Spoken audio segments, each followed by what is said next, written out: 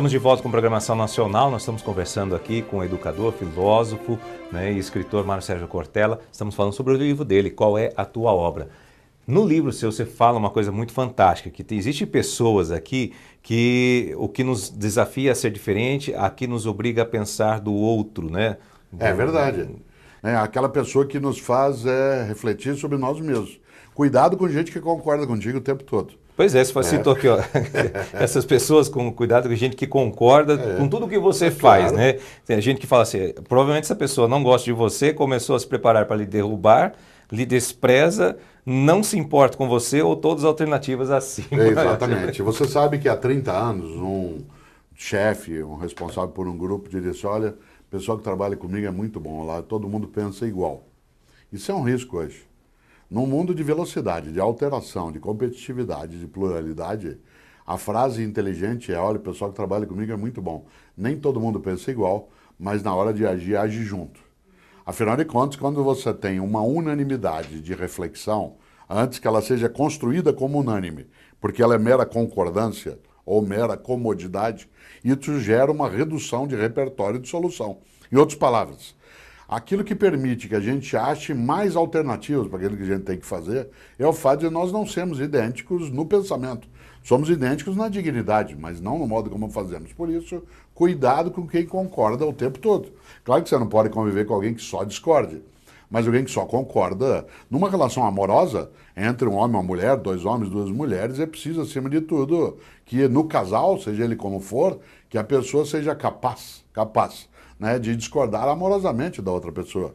Eu tomaria um susto imenso se a minha mulher concordasse comigo de modo contínuo, assim como eu ficaria irritado se ela discordasse de mim, né, de modo contínuo, porque afinal de contas a discordância respeitosa ela é uma forma de atenção, é uma forma de afeto. Nessa hora tem gente que não presta atenção na discordância. Que pena, vai ficando pequeno porque acha que já é grande. No mundo corporativo isso é importantíssimo. Muito, afinal de contas, é necessário que numa organização, numa empresa, a liderança, se ela for, que ela crie permeabilidade para que a discordância possa vir à tona. A discordância é respeitosa. Você não tem que gostar das pessoas no local que você trabalha, você tem que respeitá-las.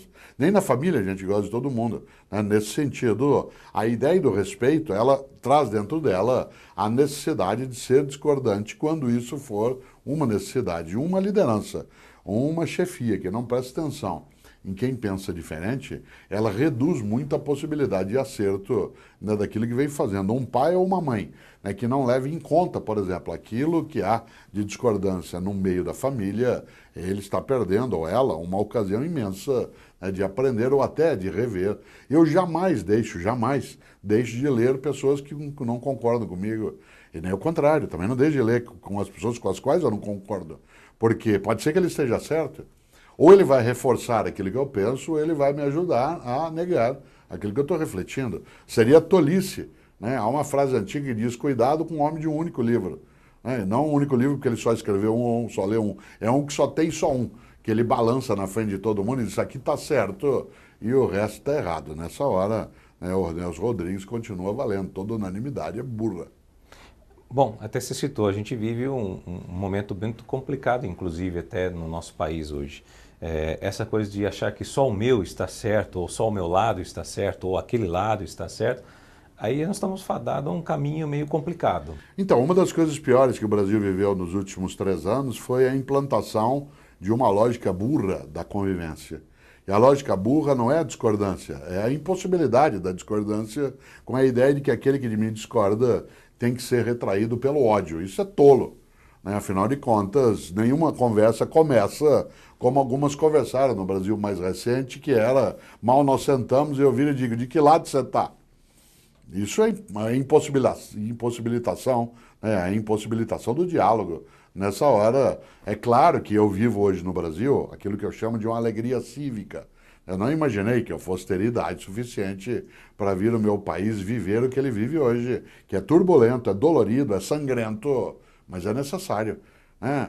É preciso tirar o pus, tem que tirá-lo todo, da onde ele está, da onde ele infecta. O cheiro não é bom, a gente colaborou para muitas dessas coisas, a gente não deve admitir que continue, e nessa hora o diálogo é necessário, afinal de contas, né? Se eu vivo numa sociedade de participação e de democracia, supor que só eu esteja correto, que só o grupo que eu apoio que tenha razão, isso é impedir que a inteligência se eleve. Por isso, cautela para a gente não ser burro, né, numa hora que o país precisa de inteligência.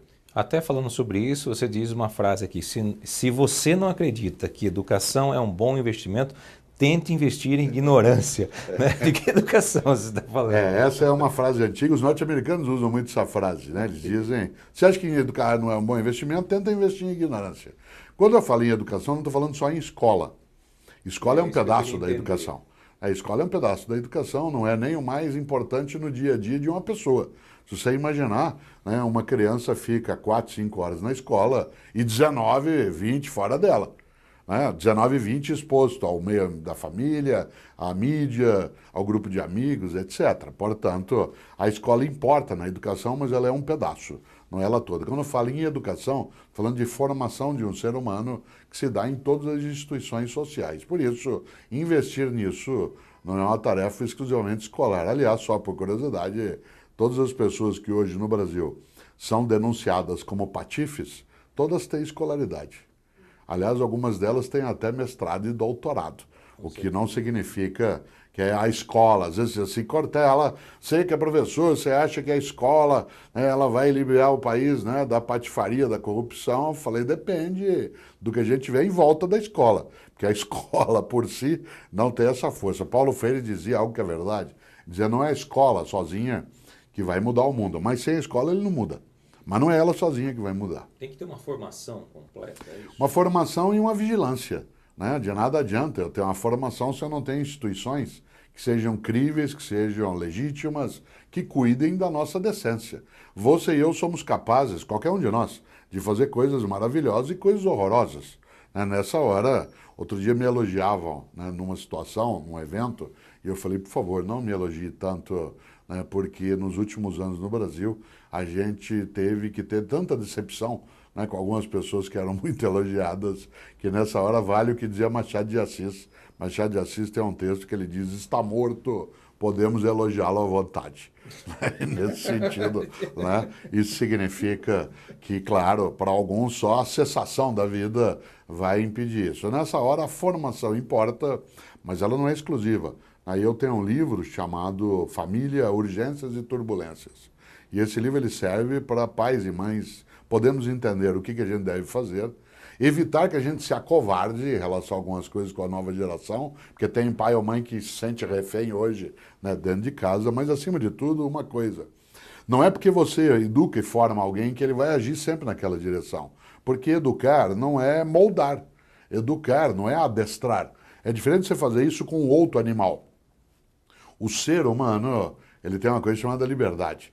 E ele é livre para fazer coisas angelicais e coisas demoníacas. É escolha. Né? Nessa hora, a formação tem o seu lugar, mas ela não é definitiva. Porque por mais que também que você fale para o seu filho, você tente passar essa educação, você tem a internet por fora, os amigos na escola e mais um monte de coisa em volta dele. E a questão central não é retirá-los desse convívio. Né? Não é retirá-lo do meio ou retirá-lo do uso, é prepará-lo para viver ali. É fazer com que ele viva ali. Quem é do interior como eu, foi criado numa região, por exemplo, que era inóspita. Tinha mata, tinha bicho, tinha cobra. Eu venho de Londrina, onde tudo era pé de café, onde tinha perigo no rio, perigo no Igapó, que é o lago. Meu pai e minha mãe não diziam, não vá ao lago, diziam, tome cuidado. Assim como você não diz, não vá ao teu grupo de amigos, apenas não seja vítima deles. Né? Ou você não pode frequentar a internet, não. Frequente com inteligência, com capacidade crítica. Por isso, formar alguém não é retirá-lo do mundo e colocá-lo encapsulado. Ao contrário, é prepará-lo para que ele seja autônomo e para o lado do bom, para o lado do bem, para o lado do que nos dá alegria e decência. Você fala também no livro sobre a síndrome do Rocky Balboa, que pode interferir na carreira de um profissional. O que o lutador... Você sabe que quando esse livro foi lançado em 2007, Rocky Balboa fazia mais sentido, né, do que 10 anos depois. Afinal de contas, embora algumas pessoas até se lembrem, pessoas mais jovens, elas não têm muita nitidez, que existia uma série de filme chamado Rocky, o Lutador, né, com o Sylvester Stallone. Eu assisti. Isso, claro. Nós temos mais idade e nós o vimos, mas mais jovens nem sempre. Você me perguntou uma coisa agora curiosa, hoje quase 40% dos meus leitores têm menos de 20 anos de idade. E eu o sei, seja por levantamento, seja porque é muito comum que eu esteja caminhando e alguém nessa faixa etária de 15, 16 anos me pare e às vezes pede para tirar uma foto, para fazer um selfie, etc, etc. E uma das coisas que às vezes eles me perguntam assim, quem era o Rocky Balboa? Né? E eu quero lembrar que não é só o Rocky Balboa, né? Há outras coisas, a história do filme, você lembra, né? Ele é desafiado numa luta, entra, perde, apanha tudo que tem direito, e aí ele precisa dar o troco, no bom troco. E aí em 3 minutos o filme mostra ele se levantando, subindo escada, pulando corda, socando saco de areia, voltando, treinando, fazendo dieta, etc. E aí ele vai para a luta e aí vence. O grande perigo é as pessoas acharem que você se forma bem em 3 minutos. Como o filme, por ser um filme, né, ele passa em 3 minutos tudo que ele passou, a sensação que alguns têm é que o sucesso é automático. É isso que eu estou chamando de síndrome de Rocky Balboa. É um pouquinho mais complicado do que 3 minutos só que aparece você pulando corda, né? Sem dúvida. Bom, eu estou conversando aqui com o Mário Sérgio Cortella sobre o livro Qual é a Tua Obra, que você pode adquirir aqui na nossa distribuidora, com certeza. Nós vamos para um rápido intervalo e voltamos já.